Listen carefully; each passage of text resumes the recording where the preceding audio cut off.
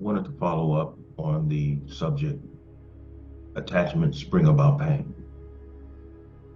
There was an area in the first video where I had mentioned the cemetery dynamic. And I recall, see, because out here in Las Vegas, I tend to the grave of Brother Sonny Liston, the late Sonny Liston, the ex heavyweight champion of the world. I've become very good friends with his family, and from what I was told, they did a DNA test, and I'm related to the Liston family, but I don't want to get into that. I want to stay with the subject. But I bring that up because Sonny Liston is a peer of mine because I used to box out here in Las Vegas. I had um, 9 professional fights up under my belt, and I won all of them under 3 rounds. So I have a strong love and compassion for boxers. And so I take care of the resting place of Sonny Liston, his remains, where his remains are left. However, in going through the cemetery, one of the reasons why I have brought up having no emotional or psychological attachments after your loved one's organism has passed on. In other words, in its stage of functioning in this physical realm. I was walking not too far from Sonny's grave, and not too far from Sonny's grave, if you, I know it's impossible for you to know this, but not too far from Sonny's grave, if you're out here, if you walk towards the front of the cemetery, towards the management, there's an area over there where it's an area strictly for little children. And so on this particular gravesite, this child would have been, I believe, 5 years old. And so obviously his family came to wish him happy birthday, even though he had already passed. But what was up on top of the grave struck my attention very strongly. And it made me think of the pain of containing attachments. Now, I know that losing a child is something none of us who have children ever want to experience. However, it is a possibility. But up on top of this particular grave, there was a birthday cake, a real birthday cake, a double-decker birthday cake. There were presents, cards, all of this up on top and around this tombstone. Now, in this particular cemetery, which is called Davis Funeral Home, every Thursday, they come and remove items from up on top of the tombstone, as long as there are not too much going on in terms of the tombstone. But any loose items like a birthday cake, cards, all of those things are removed. And those who go there, they have this information. But the whole thing is, what struck my attention was they either bought or created an entire birthday cake as though this child was still in its living. And I stood there and I looked at this. I'm like, this little child has moved on. This little child has passed away. Why would you sit a birthday cake up on top of its tombstone, and in the area, the cards as though this deceased child is able to enjoy consuming this birthday cake, or this child is able to read these birthday cards. And so when I went home and I went into meditation, the only thing what was revealed to me is the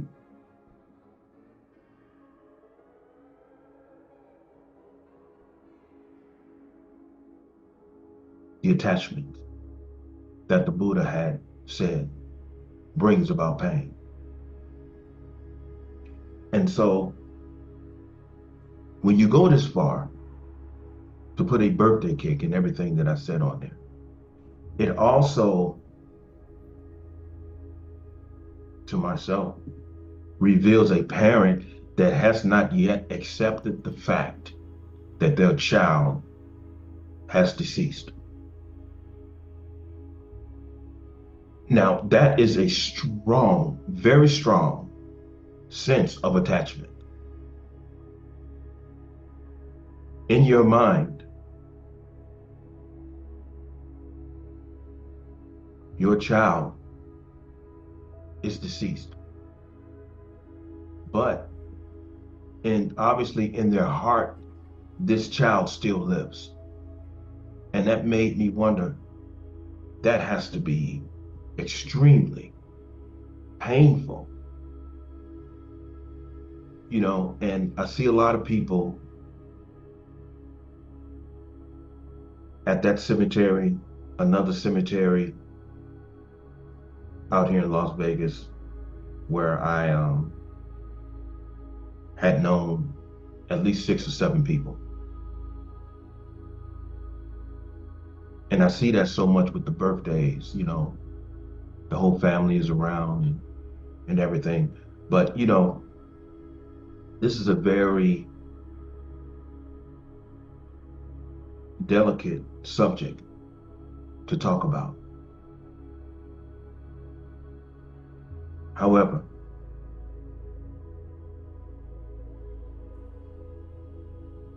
within this Western civilization, when it comes to our loved ones passing on and the whole funeral design and the burial design, it's designed to keep you suffering and in pain. When I was overseas in Dharamsala, India, my good friend of mine who has also deceased, his name was Edward David. We had attended a funeral of a friend of his. And the way that they do their funeral out there is that they build a huge stand that's created by logs.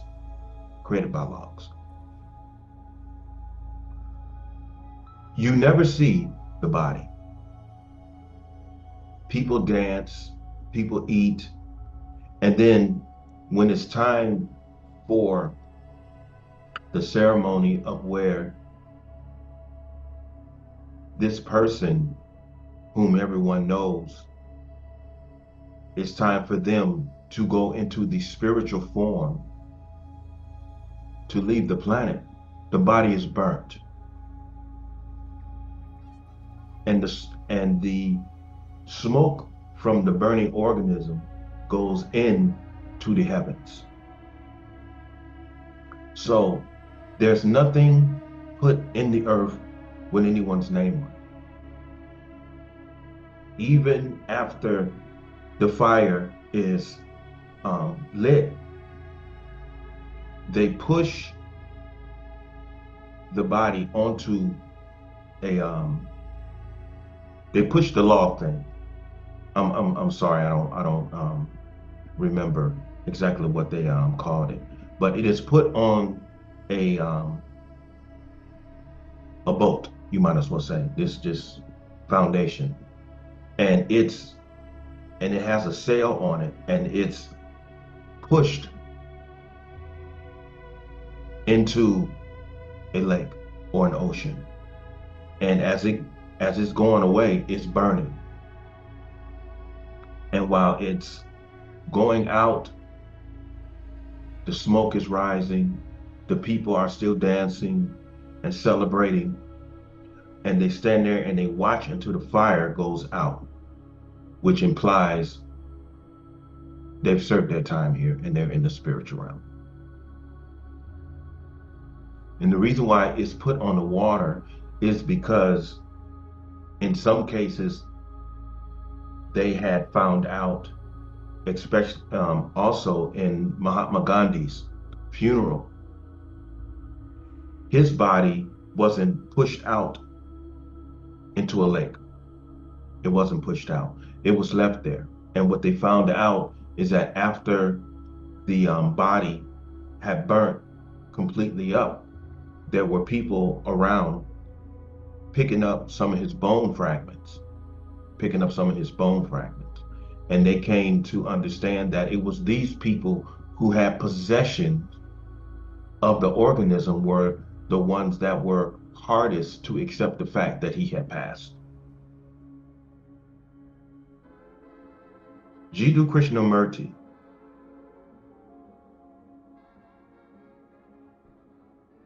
was walking with a friend of his, brother Jiddu Krishnamurti, who was a spiritual philosopher over in southern India and pretty much all over the world. Just look him up.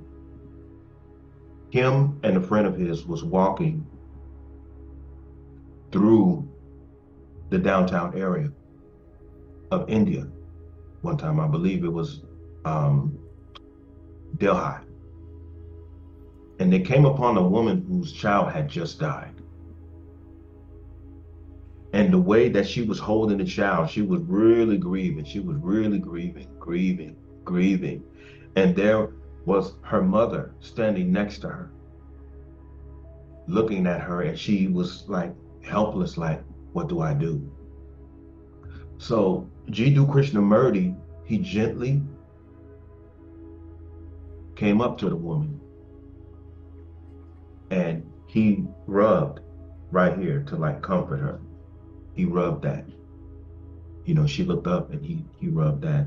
And after she stopped grieving and she got silent, he slowly reached out and he slowly took the child from her and gave the child to her mother. See, she had to accept the fact that her child had deceased. And as long as she was holding on to the child, rocking and grieving, she remained attached to the reality that her only child had died. However, she wasn't in a state of acceptance.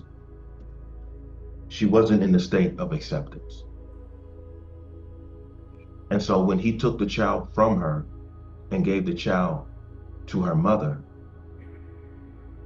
she suddenly calmed down and she was silent and she stopped grieving because she had finally accepted that her child had passed on. And I've already told you the ceremony of how they send their loved ones on. But what I see out here in America and in this Western civilization, death is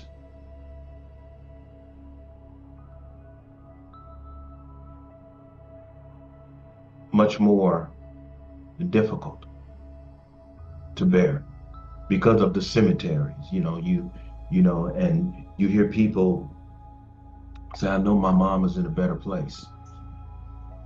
My mother's in a better place. My mother's in heaven. My father's in heaven. My child is in heaven.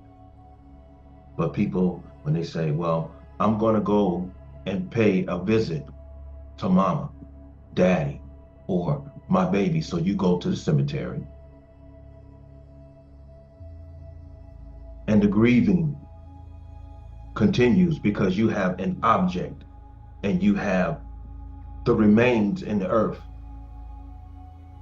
And due to the fact that you miss them, their organism is very near, but it's in the ground. It's no longer functioning. You have the tombstone with their name on it, as you know. Loving father, loving mother, loving son, etc.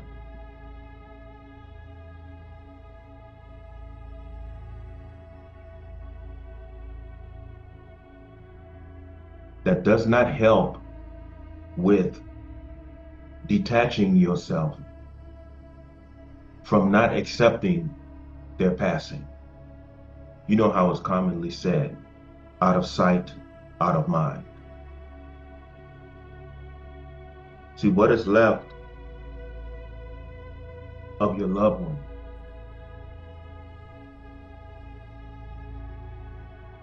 is the impact that they had upon your life.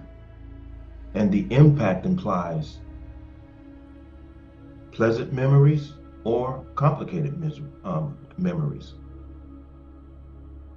Whether it's pure love, happy times, or difficult times. It's how a person's existence impacted you based upon how they treated you and how you treated them. I tell a lot of people that it's very important to have a good relationship with your children. That's why I always strive to have a very good, beautiful, and open relationship with both of my sons. Because it's very important to me, because when I pass on, whether it's in an accident or upon my deathbed,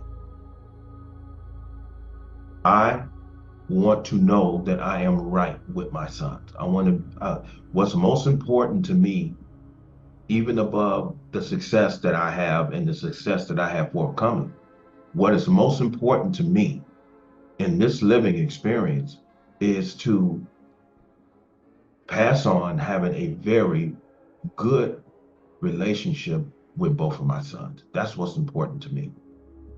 And that goes back to the impact.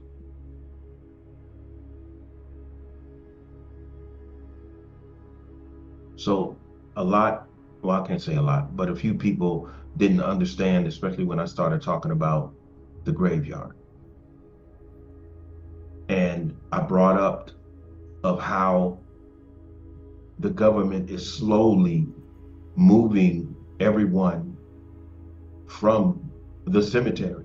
And as time goes on, because I had experienced walking through a graveyard when I was out in Georgia, and it was unattended. And so when I went in, when I saw this, it helped me remember the meeting in 1996 that I had with these professors at UNLV about this particular issue. And so when I went in there, the weeds was high, but when I was looking at some of the graves were marked all the way from, I would say 1834. I saw one as far as back as 1826. So we're looking at someone who died plenty generations ago. And so this is the reason why I was saying this government is going to make this transition very slowly, because if they make the transition too quick, is going to shock and outrage people. And the religious community are going to have a field day. And whether you are religious or not, it's going to cause an uproar when you're dealing with that type of transition. That will cause a great uproar. So what would happen is there would be chaos and confusion. And so you have to make this transition very delicately. And they're preparing everyone for that with online. You want to spend some time with your loved one? There's a link. You can write to them.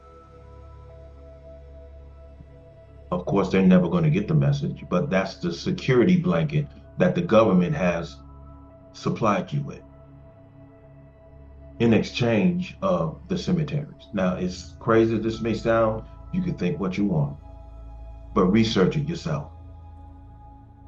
Research it yourself. Because I was told this way back in 1996. And you're looking at it right today. You're looking at it today. When I was in Atlanta and I went to the King Center,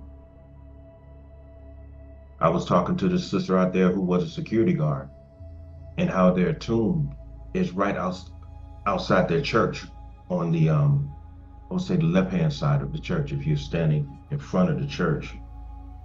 And it sits in some water.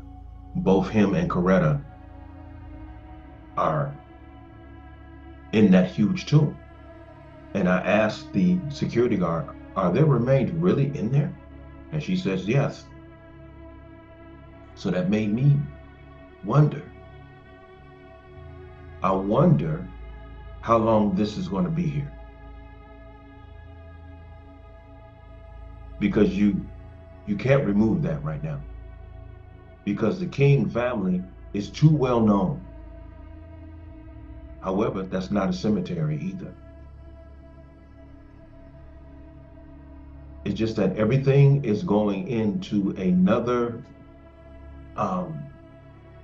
state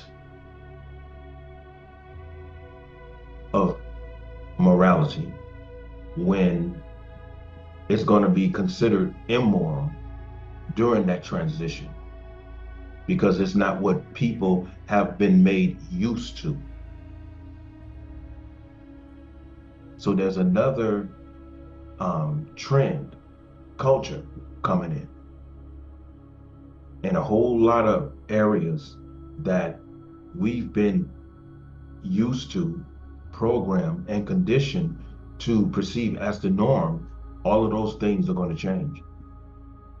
And a whole lot of that is going to, social media is going to have a whole lot to do with that. So is that going to help with people with attachments? I spoke on that in the other video. They're purposely raising the price of funerals to put the price of funerals purposely out of financial reach to the common public. And they are decreasing the cost of cremations to a very affordable $500. You can have one of your loved ones cremated for $500. And you can take their ashes with you. And if you want to visit them, you have the internet. And at the same time, you have their ashes.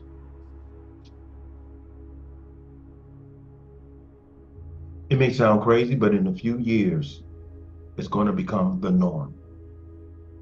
So this transition that is going on in this world, not only in this area, but in a whole lot of other areas that I could mention, things are changing. But as things are changing, What is that doing to the human being? Is the human being being desensitized? If not totally desensitized, they're going to become more desensitized.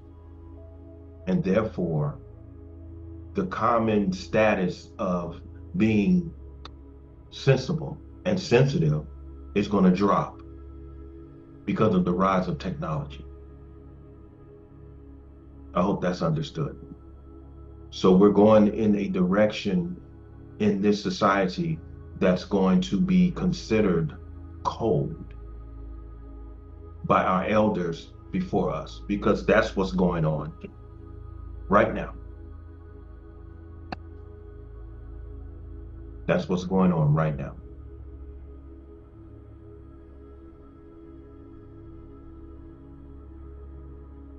So this is one of the reasons why when I was studying the life of Yeshua, he didn't have any attachments, and I've said it plenty times. All he cared about was doing the work. And if you understand him, and if you understand why he made certain moves in his life,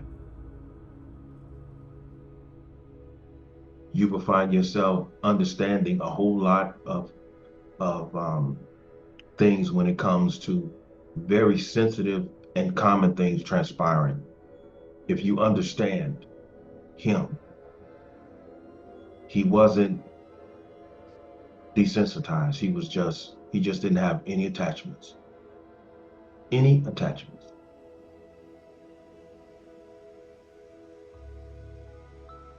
When his father Joseph passed, he left. Unknowingly of his mother, he left for 18 years. He didn't say goodbye to his mother because he would have to have some attachments in order to say, well, I need to say goodbye to my mother. He was gone for 18 years and he came back.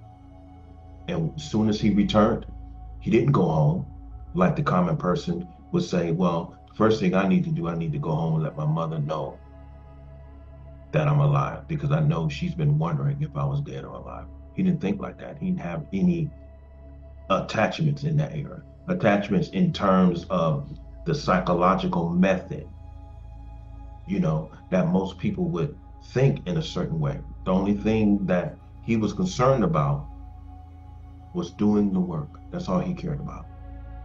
No attachments. His priorities were in order.